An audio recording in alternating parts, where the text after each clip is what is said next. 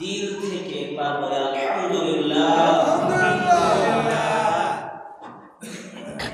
আজকের যে আলোচনা, আমাদের আলোচনাগুলো চলতেছিল বনি ইসরাইলদের সম্পর্কে, যে বনি ইসরাইলরা আল্লাহ তাআলার সাথে বারবার নাফরমানি করছে। আল্লাহ তাআলা বলছে একরকম, তারা করছে আরেক রকম। এরপরেও আল্লাহ তাআলার দয়া আর মায়া এত বেশি যে তারা শিরকের মতো গুনাহ করার পরেও, নাফরমানি করার পরেও যখন আল্লাহ তাআলা তাদেরকে তাওবা করার জন্য বলছেন, তাওবা করছে, তো আল্লাহ তাআলা তাদের শিরকের মতো গুনাহকেও মাফ করে দিয়েছে।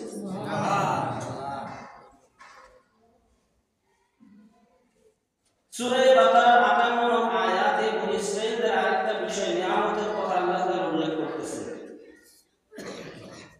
আল্লাহ তাআলা বলছেন, ওয়াইদ, হে নবী আপনি স্মরণ করুন, কুলনা উদখুলু হাযিহিল ক্বরয়া, যখন আমি আল্লাহ বললাম উদখুলু হাযিহিল ক্বরয়া, ও বনি ইসরাঈল তোমরা এই এলাকায় প্রবেশ করো, ফাকুলু মিনহা হাইতু শি'তুম রাগাদা,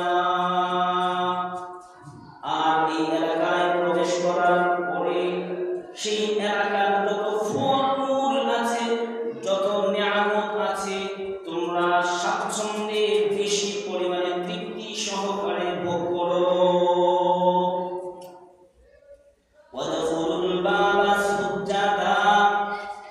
কিন্তু এই শহরে যখন তোমরা প্রবেশ করবে, একটা শর্ত আছে, একটা শর্ত আর একটা কথা তোমাদেরকে বলতে হবে। সেটা হলো, যখন তোমরা এই শহরে ঢুকবে, গেটের মধ্যে যখন প্রবেশ করবে, তখন মাথা নত করে তোমরা আল্লাহর কাছে মাথা নত করে প্রবেশ করবে। ২ নম্বর, ওয়াকুলু হিক্কাতুন হিক্কাতুন, আর বলবে ও আল্লাহ মাফ চাই, মাফ চাই, ক্ষমা করে দাও। এই কথা বলে বলে সেই এলাকার ভিতরে দিয়ে ঢুকবে। নাগফির লাকুম খাতায়াকুম, আমি আল্লাহ তোমাদের সমস্ত গুনাহগুলোকে মাফ করে দেব। শুধু গুনাহ মাফ করব তাই নয়, আল্লাহ তাআলা পরের অংশে বলেন, ওয়াসানাজিলুল মুহসিনিন, যে সমস্ত বান্দা বান্দিরা আমি আল্লাহর সৎ কাজ করবে, নেক আমল করবে, আমি আল্লাহ তাদেরকে আরো বেশি বেশি করে দান করব।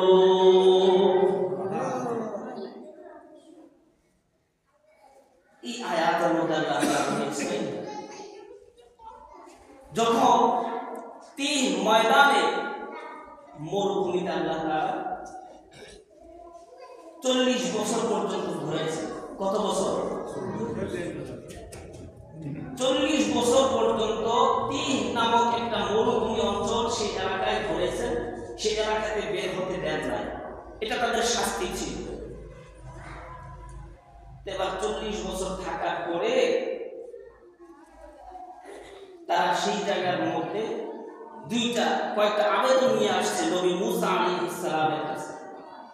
সামনের আয়াতে আসবে, ৬১ নং আয়াতের মধ্যে সেই কথাগুলো আসবে, যে নবী মুসা আলাইহিস সালামের কাছে তারা আবেদন নিয়ে আসছে। এই ময়দানে ৪০ বছর পর্যন্ত আল্লাহ তাআলা তাদেরকে বিনা পরিশ্রমে মান্না এবং সালওয়া নামক খাবার খাইয়ে খাইয়ে লালন পালন করছে। সুবহানাল্লাহ। এই মান্না আর সালওয়া, এটা অর্থ গেছে, মান্না হলো বরফের মতো সাদা, দুধের চেয়েও সাদা, মধুর চেয়ে আরো মিষ্টি একটা খাবার। আল্লাহ তাআলা আসমান থেকে বনি ইসরাঈলের জন্য নাযিল করতেন। আর সালওয়া হলো একটা পাখি, কোয়েল পাখির মতো একটা পাখি, যার ডানার মধ্যে লাল লাল রেখা আছে। এমন পাখি আল্লাহ তাআলা তাদেরকে খাওয়াইছেন কত বছর পর্যন্ত? ৪০ বছর। এই খাবারের জন্য তাদেরকে পরিশ্রম করতে হতো না।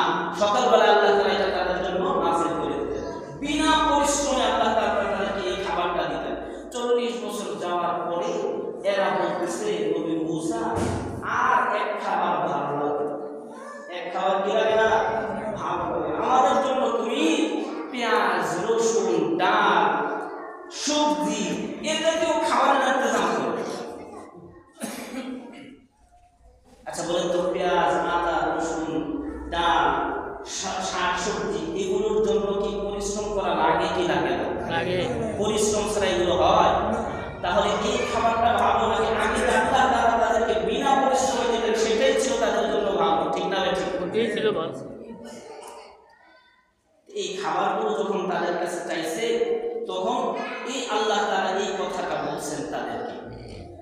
ওই স্মরণ করুন হে নবী কুলনা যখন আমি আল্লাহ বললাম উদখুলু হাদিহিল কারয়া তোমরা এই এলাকায় প্রবেশ করো বাইতুল মুকাদ্দাস নামক এলাকায় প্রবেশ করো ফাকুলু মিনহা হাইতু শি'তুম রাগাদা সেই বাইতুল মুকাদ্দাসের এলাকায় ঢোকার পরে তোমরা সেখানে মন ভরে তৃপ্তি সহকারে আহার করো ওয়াদখুলুল বাবা সুজ্জাদা আর তখন সেই এলাকার মধ্যে ঢোকার সময় অবনত মস্তকে সিজদারত অবস্থায় প্রবেশ করবে। এটা হলো আল্লাহ তাআলার একটা তাদের প্রতি আদেশ। যখন তোমরা সেই এলাকা বিজয় করবে, বিজয় করার পরে যখন ঢুকবে তখন কিভাবে ঢুকবে? সিজদারত অবস্থা। এখানে সিজদা দ্বারা কেউ কেউ বলছেন আসলে সিজদা, আবার কেউ কেউ কোন মুফাসসির বলছেন যে না এটা সিজদা না, রুকু অবস্থায় অর্থাৎ মাথা ঝুঁকিয়ে। আবার কেউ কেউ বলছেন আল খুদু' সুজদান দ্বারা মতলব হলো উদ্দেশ্য হলো আল খুদু' বিনয়ী হয়ে মাথাটা অবনত করে সেই বিজিত শহরে তোমরা প্রবেশ করবে। আর একটা কথা বলতে বলতে তোমরা ঢুকবে ওয়াকুলু হিত্তাতুন আর তোমরা বলবে ওগো আমাদের রব আমাদের গুনাহগুলোকে তুমি মাফ করে দাও। যদি তোমরা ওই শহরে ঢোকার সময় মাথাটাকে অবনত করে সেই শহরে ঢুকো আর ঢোকার সময় বলো হিত্তাতুন হিত্তাতুন ও আমার রব আমাদেরকে মাফ করে দাও, তবে নাগফির লাকুম খাতায়াকুম আমি আল্লাহ তোমাদের গুনাহগুলোকে মাফ করে দেব। ওয়াসানাজিদুল মুহসিনিন আর যারা নেক কাজ করনে ওয়ালা হবে, সৎ আমল করনে ওয়ালা হবে, ভালো কাজ করনে ওয়ালা হবে, আমি আল্লাহ তাদের বিনিময় আরো বাড়িয়ে দেব। আল্লাহ তাআলা একটা সুন্দর একটা নিয়ম আছে না, এটা নিয়ম দিয়ে দিয়েছে বনি ইসরাইলকে, কিন্তু তারা কি করছে জানেন? সেই নিয়মটা মানে না, বরং উল্টা কাজ করছে।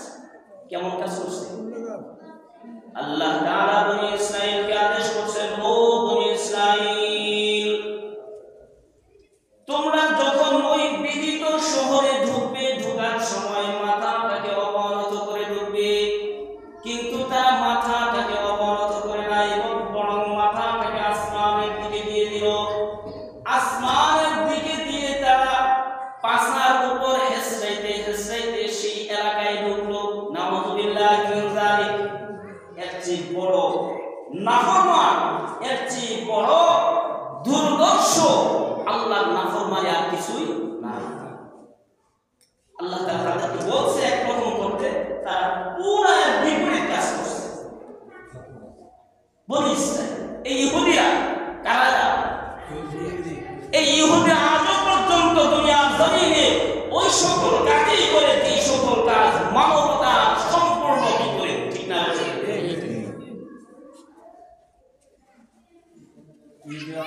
সেই ইহুদিরা এই সমস্ত কাজ করছে। আল্লাহ তাআলা বলছেন তাদেরকে অবনত মস্তকে সেই শহরে ঢুকো আর তার মাথাটুকু উপরের দিকে দিয়ে আলা আস্তাহি পাছা মাটিতে ঘষতে ঘষতে সেই এলাকায় ঢুকছে।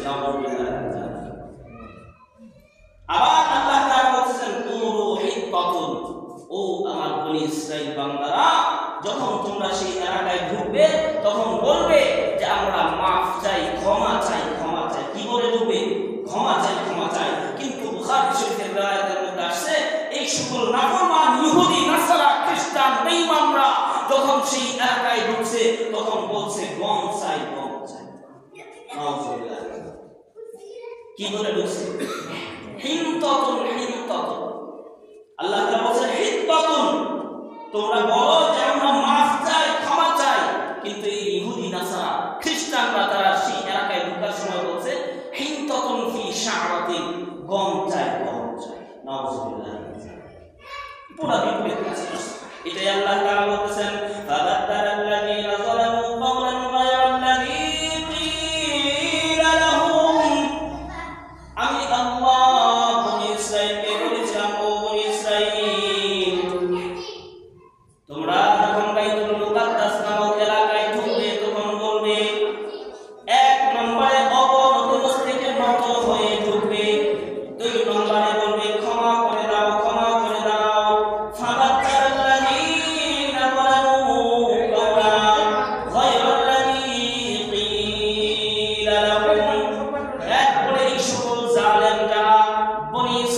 জালেমরা আল্লাহর সেই কথাটাকে পরিবর্তন করে দিল, আর সেই কথাটাকে পরিবর্তন করে দিয়ে বলতে লাগলো হিনতাতুন ফি শা'রাতিন, অর্থাৎ গম চাই বলে বলে আর ওই শহরের মধ্যে ঢুকলো। নাউজুবিল্লাহ। আচ্ছা বলেন তো, এত নাফরমান যারা হয় এরা কি আদরের যোগ্য না আযাবের যোগ্য? আযাবের যোগ্য। সবাই বলেন আদরের যোগ্য না আযাবের যোগ্য? আযাবের যোগ্য। ঠিক এই কাজটাই হয়েছে। এরপরের অংশে আল্লাহ তাআলা বলেন ফাআনজালনা আলাল্লাযীনা যালামু রিজজাম মিনাস সামাই বিমা কানু ইয়াফসুকুন। যখন আমি আল্লাহ তাদেরকে বললাম একটা, তারা করলো আরেকটা। আমি আল্লাহর কথা তারা মানল না, বিপরীত কাজ করলো। ফাআনজালনা আলাল্লাযীনা যালামু, আমি আল্লাহ জালিমদের উপর নাযিল করে দিলাম রিজজান আই আযাবান মিনাস সামা, আসমান থেকে আমি আল্লাহ আযাব নাযিল করে দিলাম। নাউজুবিল্লাহ। আযাব নাযিল হওয়ার কারণ কি? খাবার না পাওয়া। কি বলেন, অর্থ সম্পদ না থাকলে আযাব আসে? কথা বলেন, অর্থ সম্পদ না থাকলে আযাব আসে? খাবার যদি নাও থাকে এলাকায়, তারপরেও আযাব আসবে না। যদি এলাকার মধ্যে দুনিয়াতে কোনো আসবাবপত্র নাও থাকে আযাব আসবে না। দুনিয়ার জমিনে কোন এলাকায় হাসপাতাল, বড় বড় শিক্ষা প্রতিষ্ঠান না থাকলে কিন্তু আযাব আসবে না। কিন্তু আযাব আসবে তখন ওই এলাকায় আল্লাহর নাফরমানি হবে যখন। ঠিক না? আল্লাহর নাফরমানি যে এলাকায় যত বেশি হবে, প্রকাশ্যে দিবালোকে আল্লাহর নাফরমানি চলবে, আর বাধা দেওয়ার মতো কোনো মানুষ সেখানে থাকবে না। সেই জায়গায় আল্লাহর আযাব আর গজব চলে আসবে। এই আয়াতগুলোর প্রমাণ, এগুলো থেকে শিক্ষা নেওয়া প্রয়োজন মুসলমানদেরকে। এই বনি ইসরাঈল তারা তো খাবার পাইছে, খাবারের কারণে তারা মরে নাই, খাবার না পাওয়ার কারণে মরে নাই, কিন্তু আল্লাহর নাফরমানির কারণে তাদের উপর আযাব আর গজব এসেছে। আল্লাহ তাআলা বলেছেন ফাআনজালনা আলাল্লাযীনা যালামু রিজজাম মিনাস সামাই বিমা কানু ইয়াফসুকুন। যখন জালেমরা আমি আল্লাহর নাফরমানি করলো, আমি আল্লাহ বললাম তোমরা অবনত মস্তকে সেই এলাকায় ঢুকো, তারা মাথা উপরের দিকে করে সেই এলাকায় ঢুকলো। আমি আল্লাহ বললাম ও বনি ইসরাঈল, বিজিত এলাকায় যখন ঢুকবে তখন আমি আল্লাহর কাছে মাফ চাইতে চাইতে ঢুকবে, কিন্তু তারা গম চাইতে চাইতে ঢুকলো। ফাআনজালনা আলাল্লাযীনা যালামু রিজজাম মিনাস সামা, ঠিক তখনই আমি আল্লাহ তাদের উপর আযাব নাযিল করে দিলাম আসমান থেকে। বিমা কানু ইয়াফসুকুন, তার কারণ হলো বিমা কানু ইয়াফসুকুন, তাদের ফিসক ফাসাদের কারণে, তাদের নাফরমানির কারণে আমি আল্লাহ তাদেরকে আযাব আর গজব দিয়েছি। নাউজুবিল্লাহ। وإذ استسقى موسى لقومه فقلنا اضرب بعصاك الحجر فانفجرت منه اثنتا عشرة عينا। এরপরের আয়াতে আল্লাহ তাআলা বলেছেন ওয়াইন, ও নবী মুহাম্মদ স্মরণ করুন ওই সময়ের কথা। ইস্তাসকা মূসা লিকওমিহি, যেই সময়টাতে মূসা আলাইহিস সালাম তার কওমের জন্য পানি চেয়েছিলেন। ফাকুলনা اضرب بعصاك الحجر,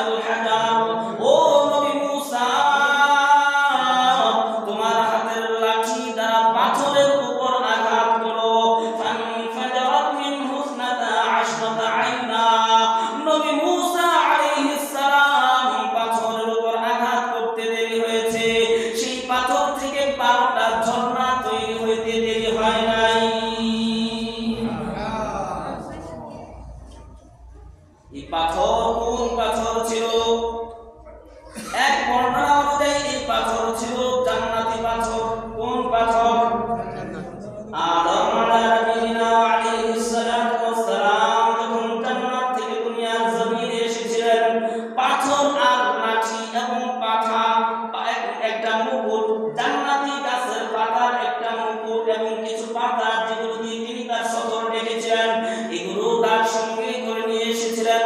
আদম আলা নবিয়িনা ওয়া আলাইহিস সালাতু ওয়াস সালাম থেকে পরবর্তী মিরাজ সূত্রে পাইতে পাইতে হযরত শুআইব আলাইহিস সালাতু ওয়াস সালামের হাতে এই পাথর আর লাঠি চলে আসলো। শুআইব আলাইহিস সালাতু ওয়াস সালাম নবী মুসা আলাইহিস সালামের শ্বশুর।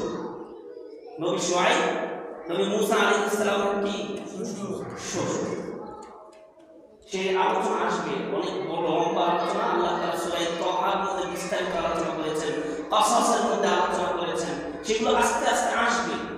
তো যাই হোক, তো যখন নবী মুসা আলাইহিস সালামকে তার কন্যা এবং বকরি সহ বিদায় দিয়ে দিলেন, সাথে করে এই লাঠি মিরাজ সূত্রে পাওয়া, আদম নবীর কাছ থেকে মিরাজ সূত্রে পাওয়া লাঠি আর পাথরটুকু নবী আদম আলাইহিস সালাম নবী মুসা আলাইহিস সালামকে দিয়ে দিলেন। শুধু কন্যাকে দেন নাই, কন্যাকে তো দিয়েছেন, সাথে সাথে এইগুলো তাকে হাদিয়া হিসাবে দিয়ে দিয়েছেন। নবী মুসা আলাইহিস সালাতু ওয়াস সালাম এই পাথরটুকু তাদের কাছে থাকা একটা গাভীর পিঠের উপর রেখে দিত, বহন করে চলত। নবী মুসা আলাইহিস সালাম যেখানে গিয়ে অবস্থান করত, তাবু গাড়ত, সেই পাথরটাকে মাটিতে নামিয়ে যখন ওই পাথরের উপর আঘাত করত, ঠিক তখনই সেই পাথর থেকে বারটা ঝর্ণা তৈরি হয়ে যেত। সেখানে কোনো পানির ইন্তজাম নাই, কিন্তু পাথরের উপর আঘাত করছে, সাথে সাথে পানির ব্যবস্থা হয়ে যেত। আবার পানি চলতেছে, চলতে চলতে প্রবাহিত হইত, কিন্তু সেই পাথরটাকে যেই মাত্র তাদের গাভীর উপরে আবার উঠাইত, পানি প্রবাহিত হওয়া বন্ধ হয়ে যেত। এত সুন্দর একটা পাথর ছিল। 2 নম্বর তাফসীর, এই পাথর কোন পাথর ছিল? বুখারী শরীফের বর্ণনা অনুযায়ী মুসা আলাইহিস সালাতু ওয়াস সালামের জামানার মানুষগুলো প্রকাশ্যে কাপড় খুলে উলঙ্গ হয়ে নদী নালাতে গোসল করত। এটা তাদের জন্য তেমন কোনো লজ্জার বিষয় ছিল না, কমন বিষয় ছিল। কেমন বিষয় ছিল? কমন বিষয়। সবাই একসাথে যাইতো নদীতে গিয়ে এক পাশে মহিলারা, আরেক পাশে একটু দূরে পুরুষরা একসাথে হয়ে উলঙ্গ হয়ে গোসল করত। কিন্তু নবী মুসা আলাইহিস সালাতু ওয়াস সালাম আল্লাহর নির্বাচিত বান্দা, এই নির্বাচিত আল্লাহর বান্দা কোনদিন সব প্রকাশ্যে মানুষের সামনে কাপড় খুলে গোসল করেন নাই। সুবহানাল্লাহ বলবেন না? আরো জোরে বলেন সুবহানাল্লাহ।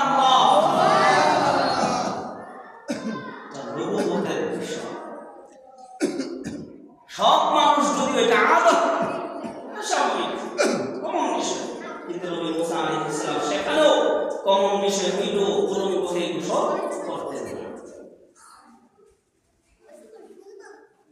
এবার নবী মুসা আলাইহিস সালাতু ওয়াস সালামের কওম বনি ইসরাঈল, এই ইহুদি খ্রিস্টান নাসারা, এই সমস্ত বেয়াদব নাফরমান জাতিরা নবী মুসা আলাইহিস সালাতু ওয়াস সালামের উপর অপবাদ দিয়ে দিল। নাউযুবিল্লাহি মিন যালিক। অপবাদ দিয়ে দিল হয়তো নবী মুসা আলাইহিস সালাতু ওয়াস সালামের শরীরের মধ্যে কোনো সমস্যা আছে, নবী মুসা আলাইহিস সালাতু ওয়াস সালামের শরীরের মধ্যে কোনো দোষ ত্রুটি আছে, নয়তো নবী মুসা আলাইহিস সালাম আমাদের সামনে কেন গোসল করে না। নাউযুবিল্লাহি মিন যালিক। এরা ইহুদি খ্রিস্টান জাতি নবী মুসা আলাইহিস সালামের উপর অপবাদ দিল। এই অপবাদের কথা আল্লাহ তাআলা জানেন কি জানেন না? আরো জোরে বলেন, জানেন কি জানেন না? এবার নবী মুসা আলাইহিস সালাতু ওয়াস সালাম একা একা মানুষের আড়াল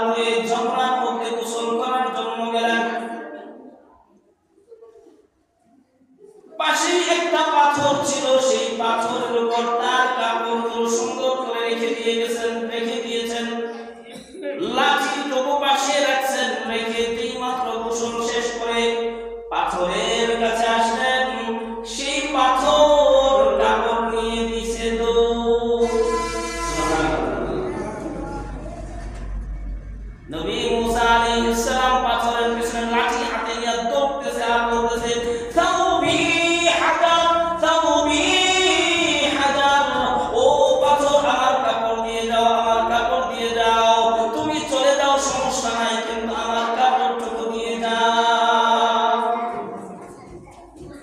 পাথর হুকুম মানে কার?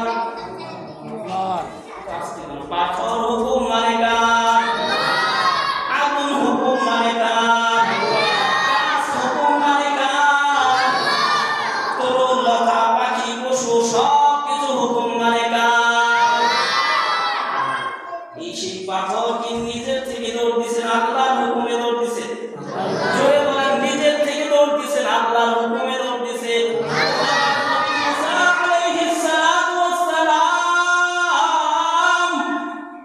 দৌড়তেছে লাঠি হাজার, বলতেছে সাউবি হাজার সাউবি হাজার, ও পাথর আমার কাপড় দিয়ে যাও, আমার কাপড় দিয়ে যাও।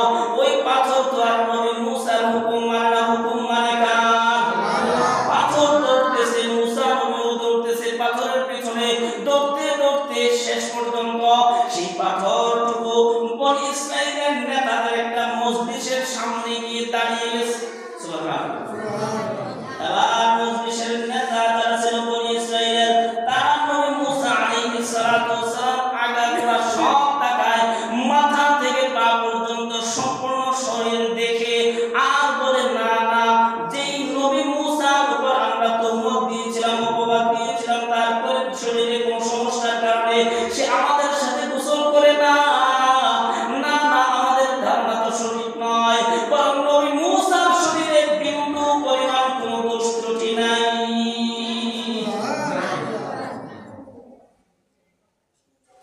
এই ঘটনাটা ঘটেছেন কে? আল্লাহ।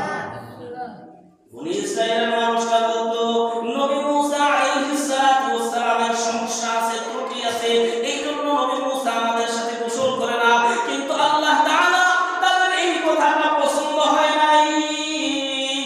এই জন্য নবী মুসা আলাইহিস সালাতু ওয়াস সালামকে ওই পাথরকে হুকুম করলেন, পাথর দৌড় দিল। নবী মুসা আলাইহিস সালাতু ওয়াস সালাম পাথরের পিছনে পিছনে দৌড়তেছে। যেই মাত্র নবী মুসা আলাইহিস সালাতু ওয়াস সালাম বনি ইসরাইলের নেতাদের মজলিসে গিয়ে উপস্থিত হয়ে গেছে, সেই জায়গায় নবী মুসা আলাইহিস সালাতু ওয়াস সালামের পবিত্রতা প্রমাণ করে দিলেন। ও কাফেররা, ও নবীর দুশমনরা, নবীর বিরুদ্ধে তোমরা অপবাদ দিচ্ছ, তাহলে দেখে নাও আমি আল্লাহ তোমাদেরকে দেখাই দিতেছি, আমি যেই মানুষটাকে নবুয়তের জন্য সিলেক্ট করেছি, নির্বাচন করেছি, সেই মানুষটা নিখুঁত, সেই মানুষটা বিন্দু পরিমাণ ত্রুটি বিচ্যুতি না। এই জন্যই আল্লাহ তাআলা এক আয়াতে বলেন ওয়ালা তাকুনু কাল্লাযীনা আযাউ মূসা ফাবাররাহু আল্লাহু মিম্মা ক্বালু ওয়া কানা ইনদাল্লাহি ওয়াজীহা। নবী মুসা আলাইহিস সালাতু ওয়াস সালামকে তার উম্মতরা যেমন কষ্ট দিয়েছে, ও দুনিয়ার মানুষ, ও আখিরি নবীর উম্মতরা, আমার আখিরি নবীকে তোমরা তেমন কষ্ট দিও না। ওয়ালা তাকুনু কাল্লাযীনা আযাউ মূসা, যারা মূসা নবীকে কষ্ট দিয়েছে এমন উম্মত তোমরা হইও না।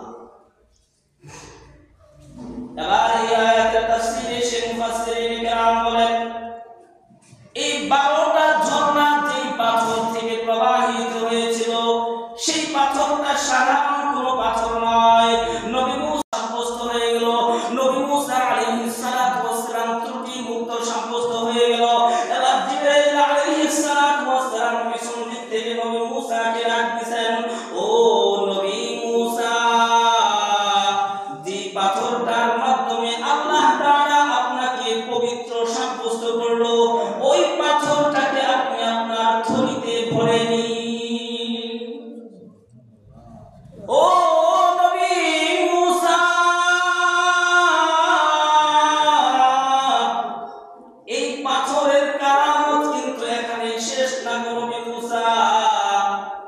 আপনি সেই পাথরটাকে আপনার ব্যাগের ভিতরে ভরে নিন, সামনে এই পাথরের কারামত আরো আসতেছে।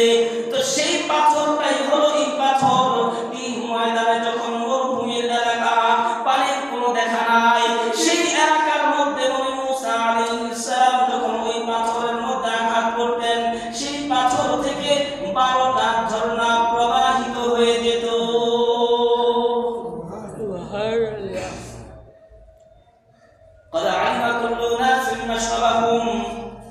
প্রত্যেকটা মানুষ, প্রত্যেকটা গোত্র, 12 গোত্র বনি ইসরাইল, তাদের পানির জায়গা কোনটা, তাদের ঝর্ণা, সেটা নির্ধারণ করে দিত।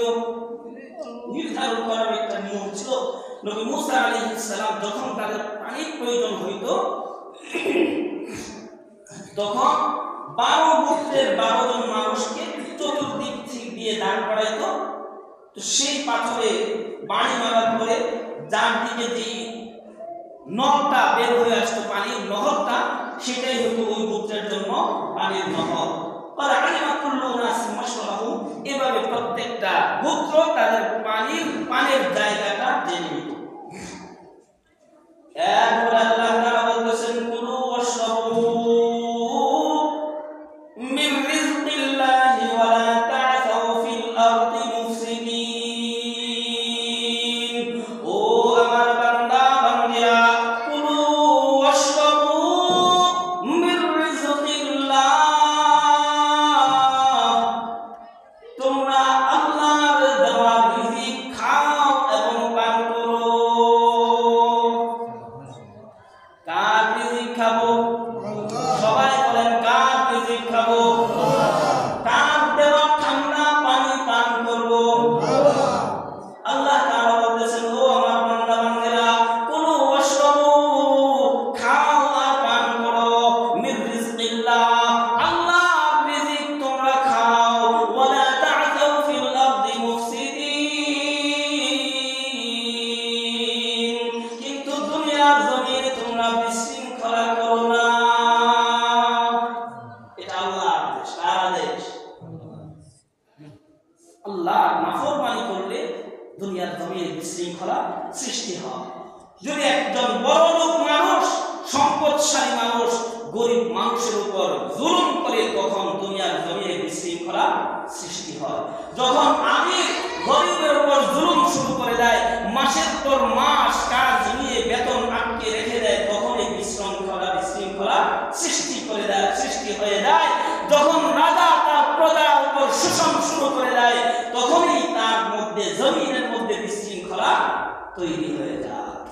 আল্লাহ তাআলা বলেছেন, ও আমার বান্দারা, কুলু ওয়াশরাবু, খাও, আল্লাহর রিজিক, মির রিজকিল্লাহ, আল্লাহর রিজিক খাও, পান করো, কিন্তু ওয়ালা তা'সাউ ফিল আরদি মুফসিদিন, দুনিয়ার জমিনে তোমরা বিশৃঙ্খলা সৃষ্টি করো না। এরপরের আয়াত আল্লাহ তাআলা বলেছেন, ওয়া ইয কুলতুম ইয়া মূসা লান নাসবির আলা তা'আমিন ওয়াহিদিন ফাদ'উ লানা রাব্বাক يخرج لنا مما تنبت الأرض من بقلها وقثائها وفومها وعدسها وبصلها। এরপরের আয়াতে আল্লাহ বলেছেন, ওয়াইদ, হে নবী মুহাম্মদ, স্মরণ করুন সময়ের কথা, বলতুম, যখন তোমরা বলেছে, ও বলেছে, তোমরা বলেছে, ইয়া মূসা, হে মূসা, লান নাসবির আলা তা'আমিন ওয়াহিদ, আমরা এক খাবারের উপর আর ধৈর্য ধারণ করতে পারছি না। এক খাবারের উপর নবী মুসা আলাইহিস সালামের কাছে এসে বলতেছে, এক খাবার খেয়ে আর কতদিন থাকবো? আমাদের জন্য কি করো? ফাদ'উ লানা রাব্বাক,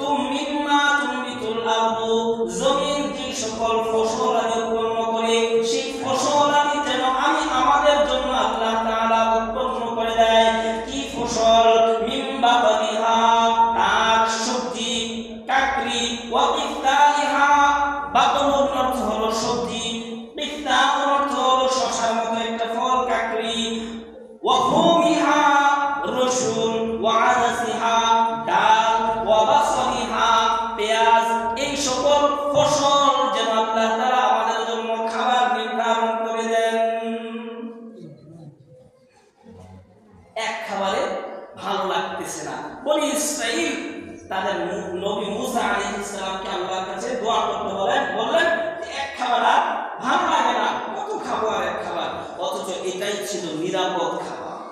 এটাই ছিল কেমন খাবার? নিরাপদ খাবার। এই খাবারে ডায়াবেটিস নামক কোনো রোগ ছিল না, ক্যান্সার ছিল না, গ্যাস্ট্রিক আলসার কিছুই হইতো না। এমন একটা পিওর খাবার আল্লাহ তাআলা বনী ইসরাইলকে দিয়েছিলেন। কিন্তু সেই বনী ইসরাইল এই পিওর খাবারটাকে তারা রাখলো না, বরং বলতেছে যে এই খাবারটা ভালো লাগে না, বরং আমাদেরকে পেঁয়াজ, রসুন, আদা, ডাল এ জাতীয় খাবার আমাদের জন্য ব্যবস্থা করো। কিন্তু নবী মুসা আলাইহিস সালাতু ওয়াস সালাম বললেন, আতাস্তাবদিলুনা আল্লাযী হুয়া আদনা বিল্লাযী হুয়া খায়র। ও বনী ইসরাইল, ভালো কোনটা আর মন্দ কোনটা এটাই তোমরা চিনলা না, এটা তোমরা চিনলা না। আতাস্তাবদিলুনা আল্লাযী হুয়া আদনা বিল্লাযী হুয়া খায়র। আল্লাহ দেওয়া নিয়ামত মান্না সালোয়ার বিনিময়ে তোমরা বুঝি এই নিম্নমানের খাবারগুলো নির্বাচন করে নিচ্ছ। আতাস্তাবদিলুনা আল্লাযী হুয়া আদনা বিল্লাযী হুয়া খায়র। ইহবিতু মিসরান ফাইন্না লাকুম মা সাআলতুম। যাও এই শহরের মধ্যে প্রবেশ করো। শহরে ঢুকলে যে কোনো একটা শহরে ঢুকবা, ফাইন্না লাকুম মা সাআলতুম, তোমরা যে খাবারগুলো চাচ্ছ সেই খাবারগুলো পেয়ে যাবা। এটা তো আল্লাহর কাছে স্পেশালি দোয়া করার কোনো প্রয়োজন নাই, বরং এটা তো সাধারণ একটা খাবার। এটা তোমরা যে কোনো একটা শহরে ঢুকো পেয়ে যাবে। কি বলেন, আমাদের যে কোনো শহরে ঢুকলে পেঁয়াজ, রসুন, ডাল এগুলো পাওয়া যাবে না? সারা বিশ্বের যে কোনো জায়গায় গেলে এগুলো সাধারণ খাবার, নিম্নমানের খাবার, এটা যে কোনো জায়গায় গেলেই পাওয়া যাবে। এটাই নবী মুসা আলাইহিস সালাম বললেন, ইহবিতু মিসরান, যে কোনো একটা শহরে ঢুকো, ফাইন্না লাকুম মা সাআলতুম, সেখানেই তোমরা যা চেয়েছো তা পেয়ে যাবে। এরপরে আল্লাহ তাআলা বলেছেন, ওয়াদরিবাত আলাইহিমুয যিল্লাতু ওয়াল মাসকানা। বনী ইসরাইল আল্লাহর নাফরমানির কারণে তাদের উপর লাঞ্ছনাকে চাপিয়ে দেওয়া হয়েছে, লাঞ্ছনাকে মোহর মেরে দেওয়া হয়েছে। নাউযুবিল্লাহি মিন যালিক। ওয়াল মাসকানা, এবং দরিদ্রতাকে তাদের উপর চাপিয়ে দেওয়া হয়েছে। এই ইহুদি খ্রিস্টান, ইহুদি এমন এক জাতি, এই জাতির যদি পিছন দিক থেকে শেল্ট দেওয়া না হয়, ঠেক দেওয়া না হয়, ঠেস দেওয়া না হয়, দুনিয়ার জমিনে একদিন টিকে থাকতে পারবে না। এটা বাস্তব কথা। বর্তমান সময়ে এই যে ইসরায়েল এত ক্ষমতা দেখাচ্ছে, যদি পিছন দিক থেকে আমেরিকা সহ আরো কিছু রাষ্ট্র ঠেস না দিত, তাহলে একদিন সময় তারা তাদের রাষ্ট্রে টিকে থাকতে পারবে না। বাস্তব কথা, কোরআনের কথা। হয়তো তা আমেরিকার কাছে নত হতে হবে, তার কাছে ধর্ণা দিয়ে তাদেরকে দুনিয়ার জমিনে টিকে থাকতে হবে। এটা তো আল্লাহ তাআলা বলে দিয়েছেন, কিয়ামত পর্যন্ত ইহুদিরা যদি দুনিয়ার জমিনে থাকতে হয়, অবশ্যই তাকে অন্য কোন জাতির উপর ট্যাগ লাগিয়ে থাকতে হবে। এছাড়া সক্রিয়ভাবে নিজের ক্ষমতায় একদিন তারা দুনিয়ার জমিনে টিকে থাকতে পারবে। এই নাফরমানির কারণে এই অবস্থা হয়েছে। পরের অংশে আল্লাহ তাআলা বলেন, ওয়াদাউ বিগাদাবিন মিনাল্লাহ, তারা আল্লাহর রাগ আর গুসা নিয়ে ফিরে এসেছে। দুনিয়ার জমিনে আল্লাহর নাফরমানি করেছে, তো আল্লাহ তাআলা তাদের উপর রাগান্বিত হয়ে আছেন। আল্লাহর রাগ আর গুসা তাদের উপর পতিত হয়ে আছে। এটা কেন হয়েছে? যালিকা বিআন্নাহুম কানু ইয়াকফুরুনা বিআয়াতিল্লাহ। আল্লাহর আয়াত, আল্লাহর নিদর্শনগুলো দেখে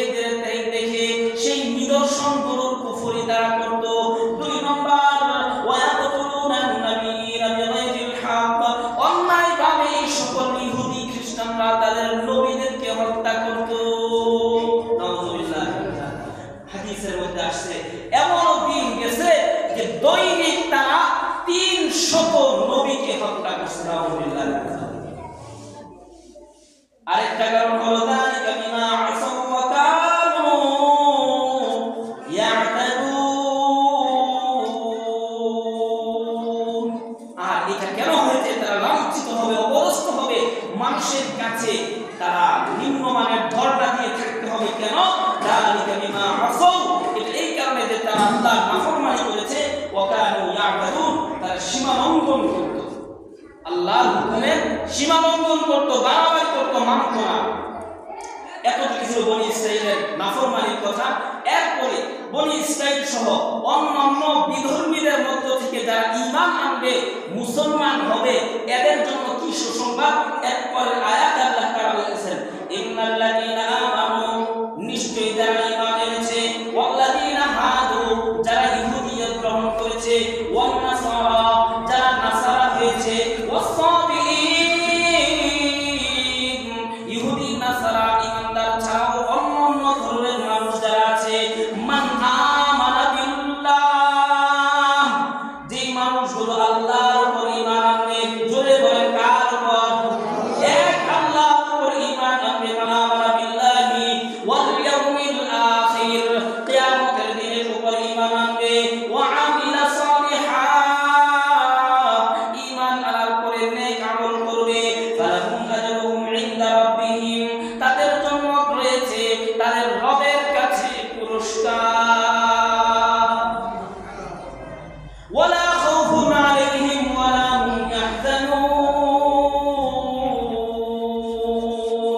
এই পুরস্কার তো আছে।